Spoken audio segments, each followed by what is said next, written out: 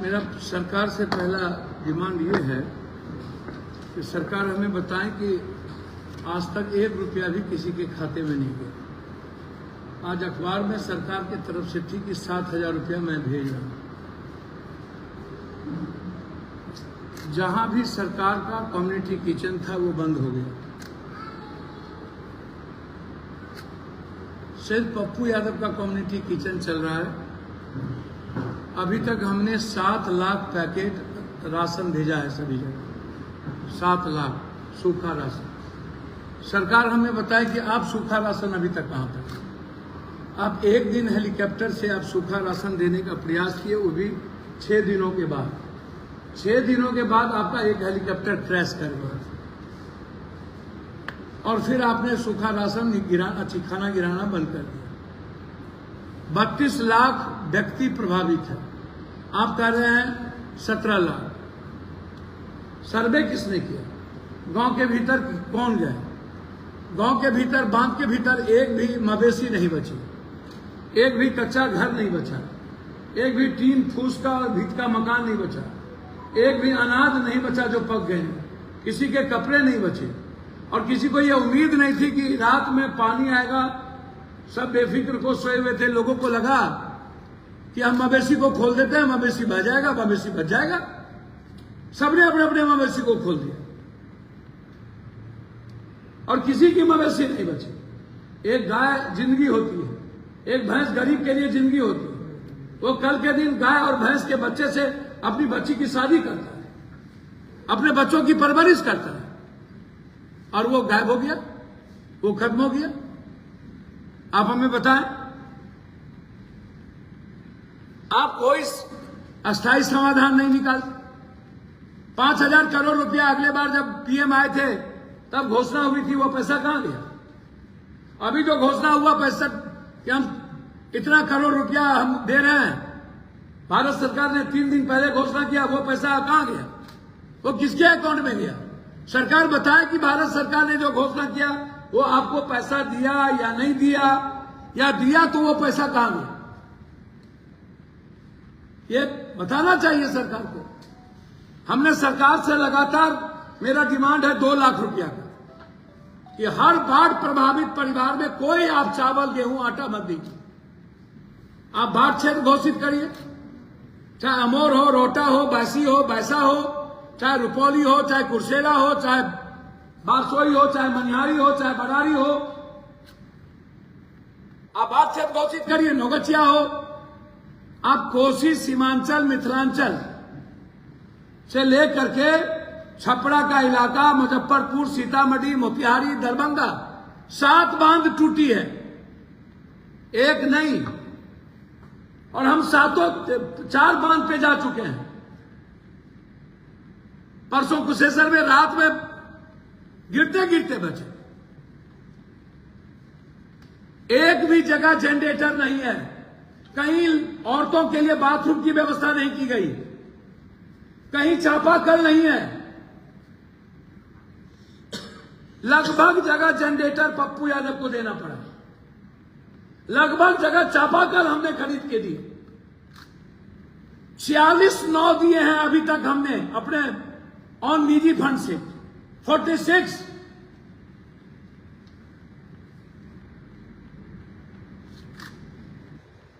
सरकार का नाम कहां गया? एनडीआरएफ कहां गया? और एनडीआरएफ जहां है वहां पर सीओ कह देता है कि तेल की व्यवस्था नहीं है, तेल खत्म हो गया, तेल लाने गया है, सरकार से परमिशन ले रहे हैं, तब तक आदमी मर गया, रेस्क्यू नहीं हुई। क्यों भैया? एक भी डॉक्टर का कैंप नहीं, बांध के भीतर एक भी कम्युनिटी किचन नहीं, ना सूखा राशन। तो आप जरा बताइए कि लोग कैसे बचे होंगे? लोगों की जिंदगी का क्या हाल होगा? लोगों की बचने की तो कोई उम्मीद नहीं है।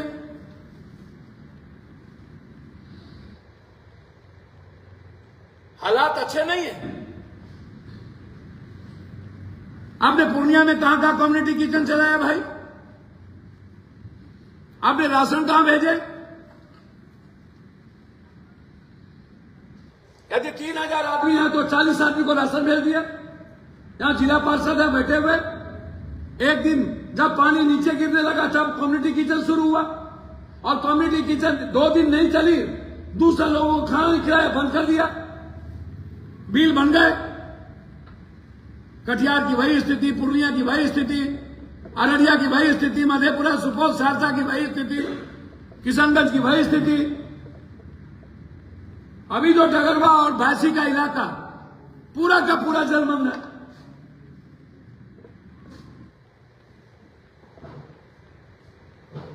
भगवान भरोसे कब तक जिंदगी जिएंगे ऐसे हम?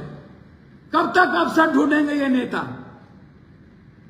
72 घंटा से पहले इनको सूचना मिल चुकी थी कि इतना क्यों पानी छोड़ा जाएगा।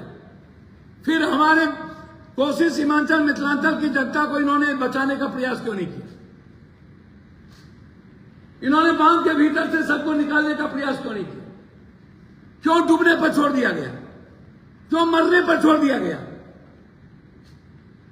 सभी नेता मस्त, कोई कहीं, कोई कहीं, कोई कहीं, कोई कहीं। बिहार की जनता के प्रति इनकी जिम्मेदारी नहीं है। आज एक भी हेलीकॉप्टर नहीं है। आज इनके पास इतने पैसे नहीं है। चुनाव में ये 4 करोड़, 10 करोड़, 20 करोड़ रुपया लगाते हैं एमएलए, एमपी, मंत्री, संतरी में, लेकिन जनता को रोटी देने की बारी आती तो इनके जेब में पैसे नहीं होते। सबके पैसे खत्म हो जाते हैं। अपनी सियासत के लिए, इनके सत्ता के लिए पैसे होते हैं इन लोगों के पास। तब तक जात पात के आधार पर आप वोट दीजिएगा। कुशहा त्रासदगी को यदि हम ना भूले होते, जनता 2 क्विंटल, 4 क्विंटल अनाज पर यदि जनता ना भूली होती, आज तक रिहेबिलिटेशन नहीं हुआ, आज तक फसल क्षतिपूर्ति नहीं मिली, आज तक जानवर क्षतिपूर्ति नहीं मिली, आज तक घर क्षतिपूर्ति नहीं मिली, आज तक रिहेबिलिटेशन नहीं हुआ। जस का तस गाद है, और हम फिर वोट ले लिए।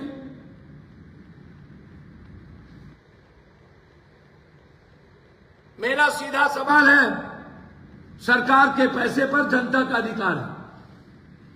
हम चाहेंगे प्रत्येक परिवार को 2 लाख रुपया बाढ़ क्षेत्र घोषित करिए। प्रधानमंत्री मुख्यमंत्री आवास योजना, यदि आपके नजर में 17 लाख हैं तो 17 लाख को आप मकान दीजिए, और फसल क्षतिपूर्ति की घोषणा करिए। आप लोन माफ करिए।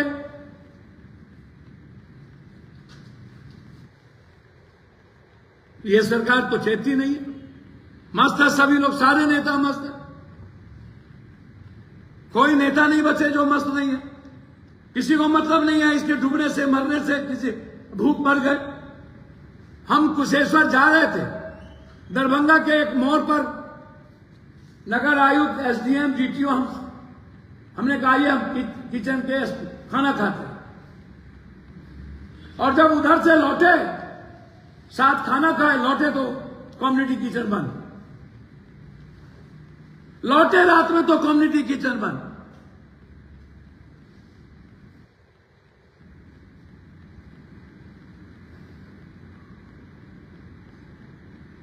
ये सालों भर आप एंटी इरोजन का काम करते हैं। मेरा डिमांड है कि अविलंब पूरे कोसी, सीमांचल, मिथिलांचल के बांध को ऊंचा करिए, कंक्रीट बनाइए, अस्पर को लंबाई करिए। आज स्थिति यह है कि बांध और नदी इक्वल हो गया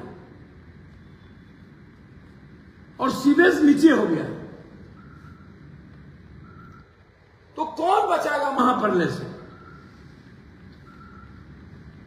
सरकार, भारत सरकार से बात करे, एक नया फरक्का और एक नया भीमनगर बैरेज का निर्माण करे, नहीं तो महाप्रलय से कोई नहीं बचा सकता। रात में हम सोए रह जाएंगे। पूरी कोसी, सीमांचल की जनता खत्म हो जाएगी, मिथिलांचल की तहसीला मिट जाएगा। सबसे ज्यादा दबाव है भीमनगर बैरेज और फरक्का पे। गंगा पहले से भरी रहती है और फिर नेपाल छोड़ देता है, तो हमको पानी जाने का कोई रास्ता नहीं है। 2.5 लाख से ज्यादा पानी हम नहीं ले सकते। आज नदी की स्थिति है। पहले 5.5 लाख की कैपेसिटी थी, अब 2.5 लाख की कैपेसिटी है। और पानी छोटा है 6 लाख। और बांध और नदी एक हो गई, सीवरेज नीचे है, कौन बचाएगा हमें?